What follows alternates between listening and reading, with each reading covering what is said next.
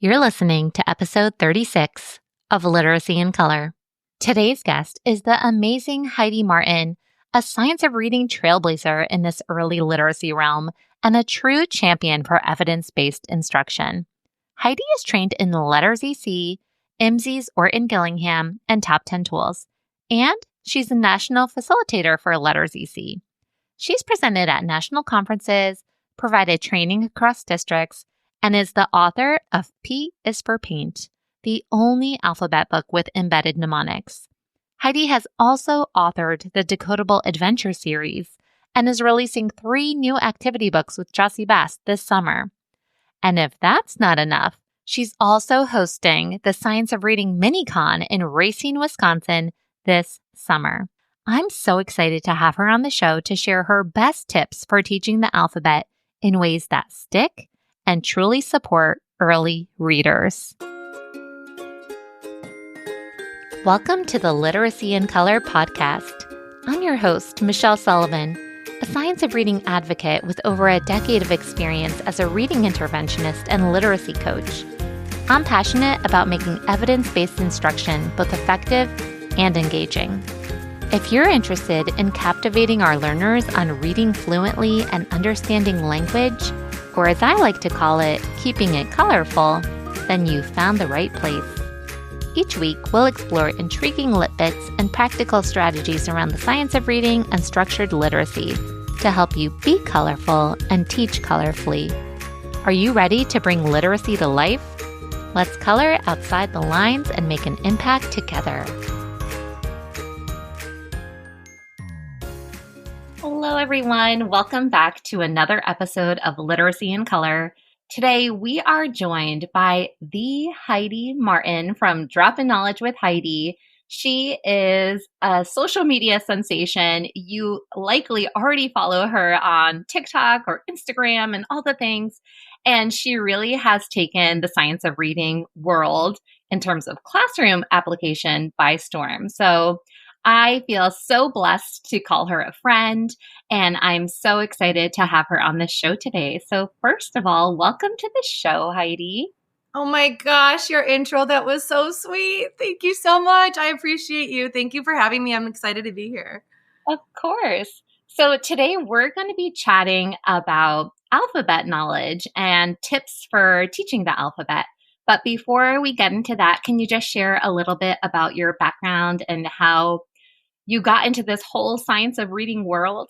Yeah. So it was completely by accident. I never thought any of this would happen. I found out about the science of reading accidentally. I had already been teaching in first grade for 10 years at that point. And it was actually my husband. He was going through his teaching program. So he became a teacher after I did. And at that point, they had implemented something called the Foundations of Reading test, which talked a lot about the science of reading. And so it was actually phonemic awareness. He started talking to me about phonemic awareness. And I was like, you don't know what you're talking about, really? I was like, if this was an important thing, somebody would have told me by now. So whatever. So I started researching a little bit more about it because I wanted to know what he was talking about. And he was right. I was wrong. And it sent me down this whole rabbit hole of what in the world else did I not know about teaching reading? And then I had been on social media a little bit and I just started sharing a little bit about what I was learning, or I call it unlearning. And at that point, not too many people were sharing, mostly like SLPs or dyslexia specialists. And so when I was coming from that classroom point of view and I'm saying things like, oh, we shouldn't be teaching a letter of the week, or we shouldn't be memorizing sight words, I think that just caught attention because at that point it was a little bit controversial. I think it actually still is sometimes.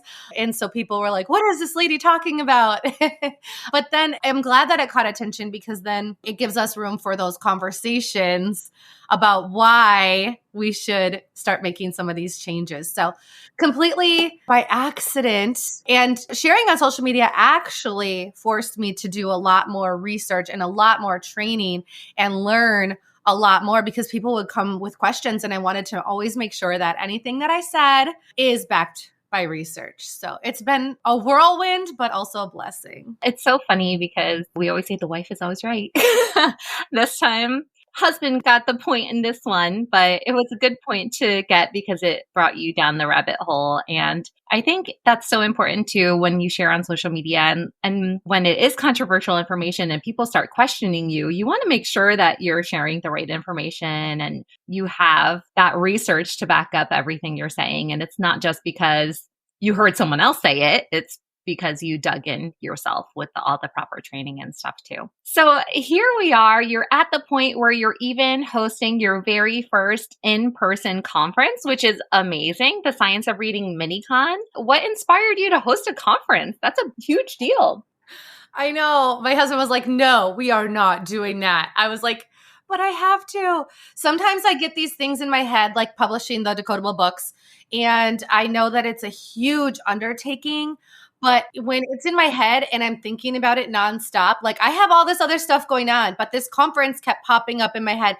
I kept thinking about the different things that I would do and the different reasons why. And so I know when that happens to me that it's something that I should do. So I figured, let's try it. And the reason I wanted to do this is because I have now been at many conferences as an attendee. I've been at many conferences as a speaker, and I've been at many conferences now as a vendor. And so one thing that I saw that was missing was, first of all, specifically a Science of Reading conference for teachers by teachers. There's a lot of Science of Reading conferences that have great researchers speaking, which I think is very important. But I also think that we're missing that bridge from research to practice. And then there's also great fun conferences, but they're not specific to the Science of Reading. And so I saw kind of a miss there, and I kind of wanted to just fill that where we can have this conference that is by people who have been in the classroom and can relate all the research to that classroom practice, but also have so much fun. I want it to be fun. Now we're not just sitting around, we're implementing a lot of fun things as well. And then hands-on session, free resources. So that's the vision, and we shall see how it goes this summer. I'm so excited. I'm so honored to be a part of it. And I think, like you said, it's like that missing link. We have a lot of the research. What does this actually look like in the classroom? And we need to bring the fun because our students need to learn with the fun. We don't just deliver this dry instruction. Explicit instruction has to be engaging. And so what does it look like in practice? I know that you're going to be presenting on foundational skills. Can you give us a little sneak peek on your session? Yeah, so I am going to be talking mostly about phonemic awareness because that was a thing that was missing for me.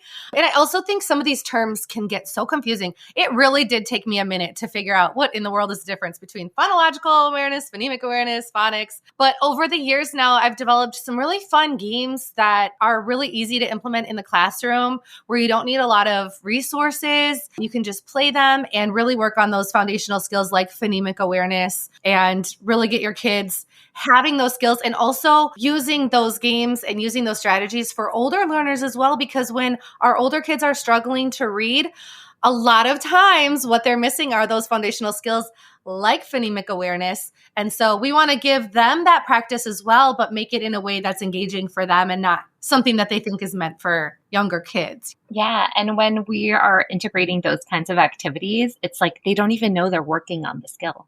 Exactly. They're just having fun. And that's one thing I actually love about phonemic awareness is that I think it's so fun to teach. And I think it's so fun for our kids to learn if we do it in that way. I think it's easy to do it in that way. So that's mostly what my session is going to be about. I can't wait. Today, we're going to be talking about the alphabet. So what fuels your passion for helping teachers understand best practices around the alphabet? Yeah. So research shows that two of the best indicators for later literacy success is phonemic awareness and then alphabet knowledge.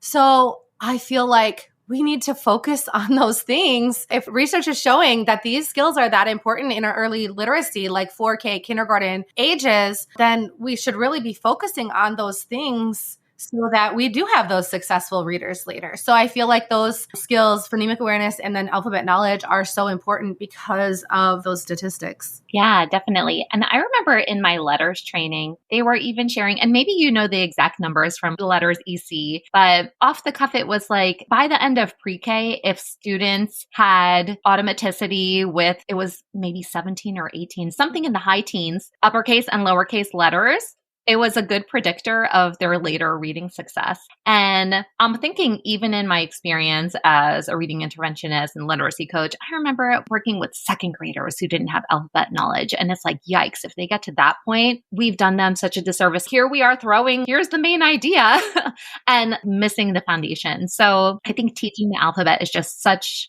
a critical piece to the puzzle that we can't skip or think, oh, they'll get it later. We need to make sure that it is solid. Yeah, that's for me too. So it is 18 uppercase and 15 lowercase. When I was teaching 4K, I always was like, no, we're going to do 26. But if we're following the research, it's 18, 15. And then also as a first grade teacher, I did have my students come in without that alphabet knowledge, like you said. And it's so hard because we're expected to have them doing a lot of things that maybe we shouldn't be expecting them to do in first grade.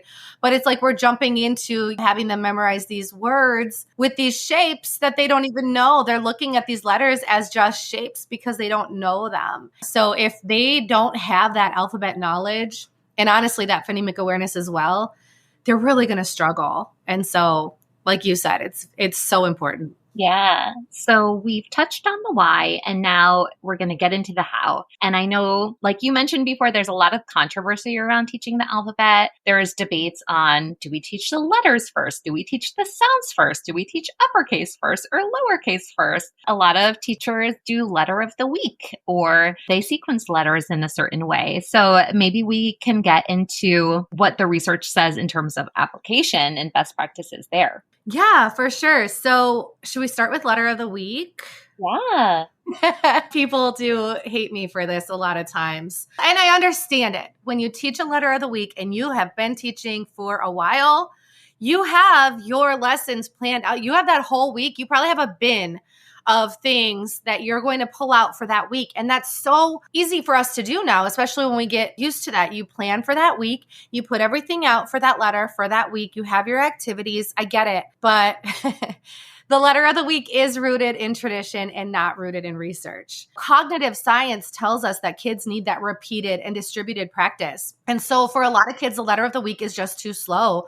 Think about you as a child. If you already know that letter and you know all about that letter, and then you have to spend another week on it, that's a lot. And so kids really need that distributed and repeated practice. So one thing we do talk about in Letters Early Childhood is some studies that were done where you're teaching a letter of the day in kindergarten. And that way you get to cycle through the alphabet 5 to 6 times over the school year.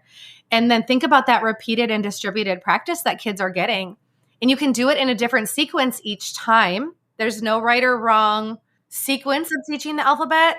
There's some that may be more appealing to your kids that you maybe want to use in the beginning of the year. I'll talk about that in a second. And then maybe for 4K, we're doing a couple letters a week. And I know that can be a little bit daunting when you're thinking about planning for that.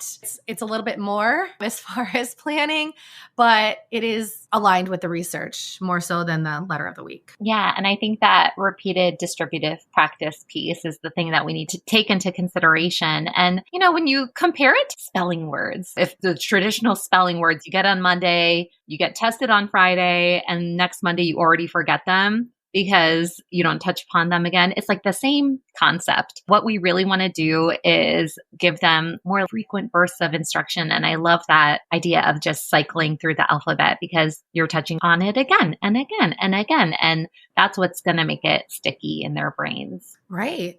And then using those different sequences. So there's lots of different sequences out there that you can use, right? Like ABC order.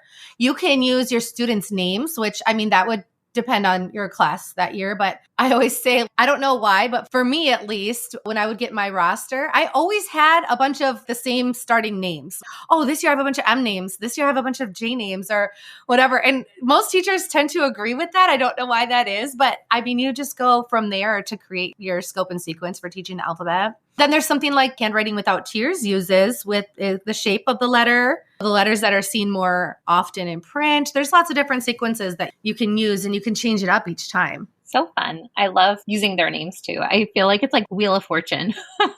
There's just those common letters that are in everyone's names. Yes. And it's so much more motivating. Anytime I use student names in my classroom, no matter what grade I was teaching, my kids are so much more motivated. They love it. Definitely. So I know you have some more research aligned tips, so maybe we could get to another one. Yeah. So there's a couple things that we definitely want to make sure that we're doing when we're teaching a letter. And like you said earlier, these can still be in short lessons. And I do want to preface this by saying I taught 4K. And when I was teaching 4K and I first learned about this research of all these things that we should do when we're teaching a letter, I was like, oh my gosh, no way. This is too much for my kids. They're only 4. But I was like, I'm going to try it. And I can say from experience that it wasn't too much for my kids. They really can handle it. So one thing is that obviously we want to teach the letter name. So we want kids to know the name of the letter. And real quick, I might just touch on some of the research showing that in that meta-analysis in 2010 from Piasta and Wagner, they found that programs that taught the letter names, kids also learn the letter sounds.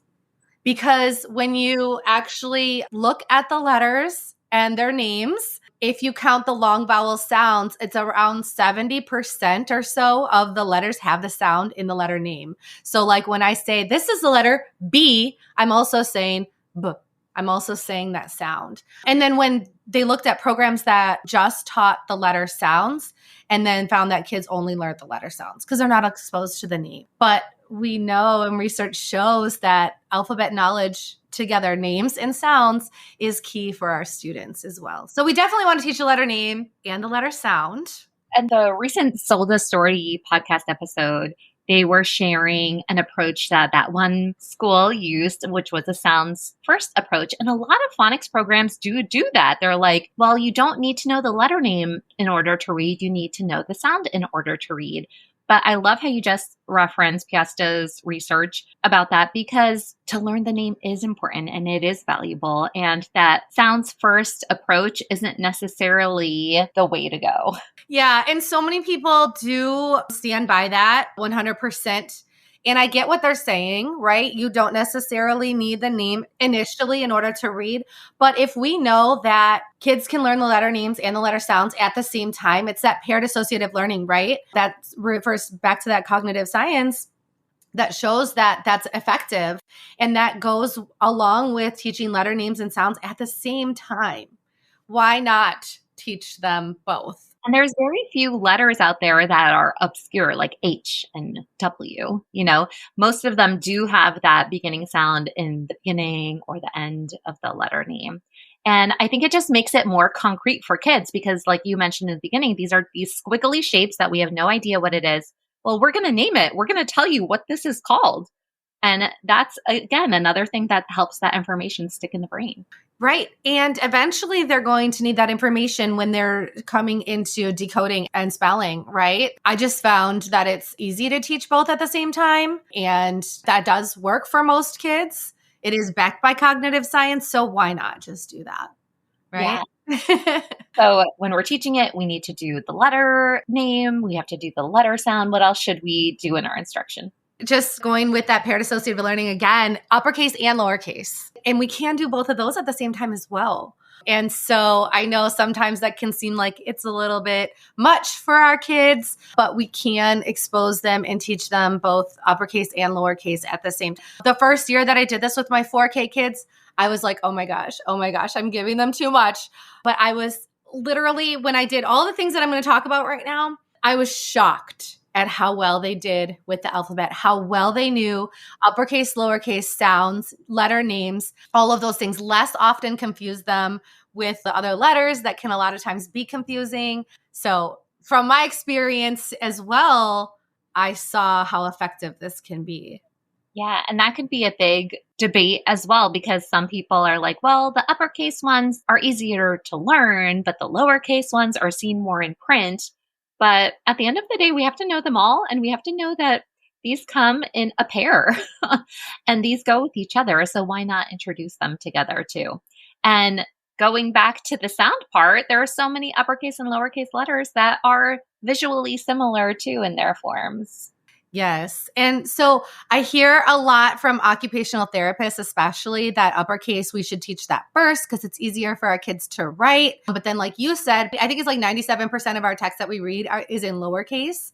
And then also when we're talking about early childhood education and their writing, when they learn to write their names with all uppercase letters, they're developing that motor memory. And that, if you've ever taught a student to unlearn that, you know that's hard. And so they're developing the motor memory. We want them to develop correct motor memory from the start. So like as far as their names go, it's easier if we start having them do it right away with that uppercase first letter and the rest lowercase so that they develop that muscle memory for that as well. So even with our writing, we want them to be at least attempting these lowercase letters too. It's so true. I'm actually in that process right now, trying to break that with my daughter because she's spelling her name with 2 uppercase L's right in the middle. I'm like, no, we have to fix it. Oh my gosh. One time I had a first grade student whose name started with the letter R. And somewhere along the way, this student learned to write the capital letter R as a circle and 2 lines coming out of it, almost looking like a person. And it was never corrected. And by the time this student got to first grade, I literally spent the whole year trying to undo that. It's so hard to correct those learned motor memories. So for sure, if we can have our students just do it correctly from the start, it's so much easier. Yeah. And thinking back to that cycle piece, maybe they're not going to master it that first cycle, and that's okay. But you're going to hit it again and again and again. And it's going to get solidified because you're going to come back to it. Exactly. Yeah, we're definitely not looking for mastery on the first or even the second cycle, you know? And this is the thing, that learning the alphabet does take that rote memorization and practice. And if you're like me, I'm a type B teacher. Things like structured literacy, explicit teaching, rote memorization, those kinds of words are like, I don't want to do that. But it doesn't mean that it has to be done with flashcards and worksheets. We should definitely still, there's a lot of research on play in learning, and we should definitely still be giving them that repeated and distributed practice so that they can memorize those things, but in a fun way, developmentally appropriate way. Totally. And I'm thinking too, when we think about mastery of the alphabet, there is a difference too between recognition and production. And they might be able to recognize those letters first and still have difficulty writing them properly or spelling them out. For sure. And then there's stages of learning too, right? So like in the beginning stage, when our kids are just learning, they might only know those letters in their name. They might only know a few letters. And then as they're learning now, they might know more letters, but they might be inconsistent. So, you know, that's what students, right? Like when I was teaching first grade and I was teaching kids to memorize high frequency words, which I cringe at every time, but it's the same idea, right, as learning the alphabet because they have to memorize it. And I would have kids know the word the, and then the next day they act like they've never seen it before. And so if any early childhood teachers are listening and you have that happen with teaching the alphabet, they know the letter B today. And then tomorrow they're like, what in the world? I've never seen that before. That's because they're still learning it. And that's the things that we see when they haven't made it to that stage where they're able to do it with really good automaticity. Yeah. So now we have a checklist for teaching the alphabet. We have uppercase, lowercase, letter, sound, all at the same time. Writing it. We want the kids to write the letters. And then also mouth shape, articulation. Oh my gosh, Michelle, that was such a game changer for me with my kids. Is just showing what your mouth is doing when you're saying the letter sound. That's where I really saw the less confusion. You know, like kids will mix up those letters that are similar, those sounds that are similar, like t and d, because we're producing the sounds in the exact same place in our mouth, right? But the only difference is that one is voiced and one is unvoiced. And I talked about voiced and unvoiced with my 4K students. I would have them put their hand on their throat and say a sound and see if they could feel the vibration. And I'm like, oh, this means your voice box is on. Now let's say this sound and let's feel again. Oh, I don't feel anything. That means my voice box is off. And that's the difference between those letter sounds. And kids ate that up. I was like, should I even do this? I don't know. It might be too much. But they loved it. They loved it. Even talking about like and we put our finger on our nose to feel that that sound is coming through our nose. Things like that was just a game changer. And there's growing research supporting articulation as well. So, and I saw it in my own experience as just being, like I said, a game changer for learning those letter sounds. Yeah, 100%. And it's funny now with like sound walls are all the craze, and there's not a lot of research around sound walls yet. And the end of the day, we're not trying to make students into linguists. Tell me what a fricative is. But to understand the features of the way we're producing sounds and like touch your voice box or plug your nose and try to say, you can't do it. Those kinds of things stick with kids. And I think it's so important when we're learning how to read and spell and all the things, because it just makes it more tangible and more easy to understand. And another tip actually that has been working really well for my daughter, who is in this stage of learning to read. We're going through CVC books and sentences at the moment, but she's having this BD reversal problem. And so every time we talk about B and D, we're talking about the way it's shaped. And when you make your B, first you're doing your stick. And when I make my B sound, my mouth is closed like a stick. It's a straight line. When I make my D, my mouth is open like a circle. My tongue is behind my teeth, just like it starts with the circle and then it has the stick. So even when she's like confused when she's reading, she's looking up at me and I'm just like making the motion with my mouth, like I'm closing my lips together, or I open my mouth and make that D shape. And that's her visual cue. Oh yeah, when I think about how the letter is formed, it reminds me of how I make that sound in my mouth. Exactly. And I love that for teaching those BD reversals and bringing in that articulation, bringing in those mouth shapes, because that's so helpful and it's so important. And like you said, kids don't have to be experts, and neither do you as a teacher, honestly. If you don't know what an affricate or a fricative actually is, but you know some of the features of the letters and you can explain it in a child-friendly way, because I do think sometimes those sound walls can be overwhelming, especially for early childhood teachers, right? Who don't really necessarily need to put up a sound wall, just need to be able to talk about these features of the letters. Can be so helpful. And in so many ways, like you said, with even how those letters are written, we're using articulation to explain that. I mean, those connections are awesome. Yeah. And that's even reminding me of how I would introduce the sound in like kindergarten lessons. In the past, I did use a sound first approach, but I always brought in the letter name right away too. So it was like, we're going to learn a new sound today. The sound is Can you say the sound We hear the sound in mat and moon and mushroom.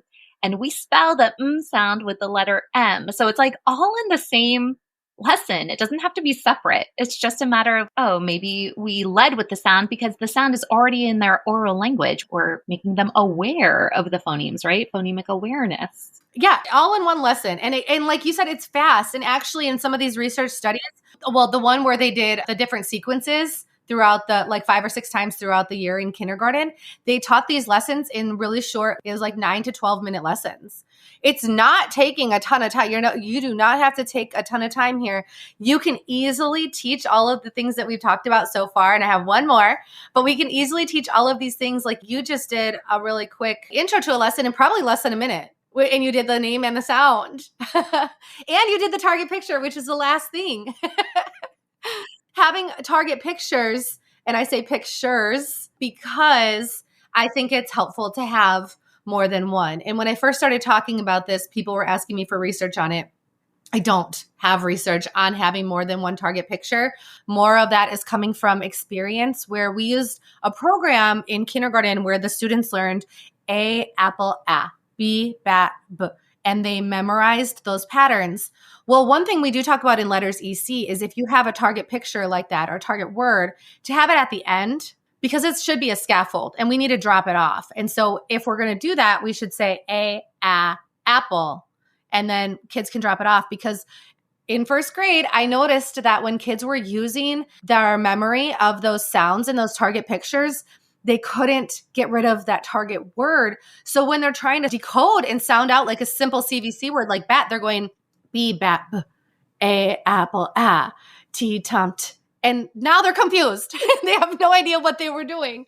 And so we need to be able to drop that off. And so I just happen to have an opinion that having multiple target pictures can be very helpful so that kids know that A is not just for apple, B is not just for bat. There's a lot of different words where we hear these sounds. And so actually, when I was doing the research, trying to find research on multiple target pictures, I did find research on embedded mnemonics. And so that is why I ended up creating my embedded mnemonic alphabet, because I found research that shows that when kids used embedded mnemonics, which is a picture in the shape of the letter that also starts with the letter sound. So for B, a baseball bat with a baseball. And then now kids are seeing the shape of the lowercase b and also baseball. And they're connecting those pictures and sounds and letters to each other. The research showed that kids learned the alphabet faster and left less often confused letters and sounds with other letters and sounds. So when I found that research, I was like, okay, we're going to add that in there. That can be part of those target pictures. I love it. And for teachers who do have those chants, like a, apple, at, it's like such a small intentional thing to tweak by just putting the target word at the end. I think that's such a fabulous tip because, again, we don't want them to have that as a crutch. We want to drop that scaffold and make sure they're just associating the letter with the sound and the letter with the sound. And eventually we don't need the picture. And I love embedded mnemonics, and I love your embedded mnemonics particularly, even from like a creative point of view. The watercolor is so pretty. But they are so helpful for students. And I know that you even put them into book format. What did you say? It's like the only embedded mnemonic alphabet book out there, right? Yeah. So this is what always happens. I research something, I find research, I look for stuff, I can't find it, so then I have to make it. And so I worked with an amazing illustrator, the same illustrator who has illustrated my decodable books. We worked together to come up with the pictures that represent the letters, and it's all lowercase. And what I really wanted is the true embedded mnemonics. So there's not just a picture of a random tiger behind the letter T. We have tools that are actually in the shape of the letter T, and they actually, work in that. I'm really particular when I create things like that. I want them to be really true representation of what that thing is. And so we were really intentional about working together and making those pictures actually in the shape of those letters. And so, I put it into a book that I put on Amazon, self-published on Amazon. P is for paint. And so it just goes through the alphabet and has all of the lowercase letters with the embedded mnemonics picture, also included long and short vowel sounds, and then also soft and hard C and G sounds as well. Because I used to be one of those teachers that said, G is not for giraffe, but it is. And so I don't see a reason why we can't expose our younger learners to that as well. Because if we tell our students G is for gift or G is for good or those types of things, then when they find out that G actually is for like giraffe, gym, gem, those kinds of words, they're like, wait, my teacher told me. And then they start to think that English is crazy and it doesn't make any sense when actually we do have those patterns for it. And I love that because it gives students like a little glimpse into something that they're going to learn down the pipe. And I feel like when we pigeonhole ourselves and we're only like, C is only for cat, and then they come across a word like scent and they're like, wait, what do I do here? The inconsistencies, they make them question our language. And I love following, I've probably said it before on the podcast, but Merriam-Webster dictionary. I feel like I'm always in the comments. I mean, the person who runs their social is just so witty. But there's so many people who feel like, oh, English is not a phonetic language and you can't sound it out. It doesn't make sense. This breaks the rules. And I feel like I'm always in the comments, but actually it's because of this. And when we can give those little tidbits to our students too, and to say, oh, we're going to learn this soon. But when you come across a word, sometimes it can represent this sound. And like, that's the whole point of the alphabetic principle. It's not learning this one-to-one match of the 26 letters.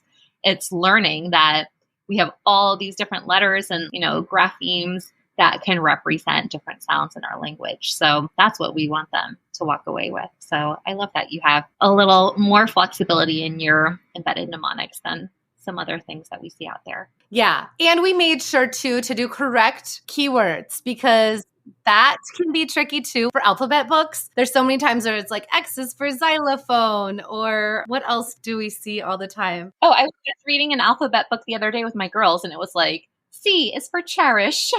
Right. And they throw those digraphs in there, and I'm like, oh my gosh. And then like E, it's not horrible to say E is for elephant, but when kids hear that, they hear the name of the letter L instead of being able to isolate that sound is tricky. So we have edge, things like that. It's just making sure that we made those correct keywords as well. I love it. So we just talked about how you have your P is for Pink embedded mnemonic books.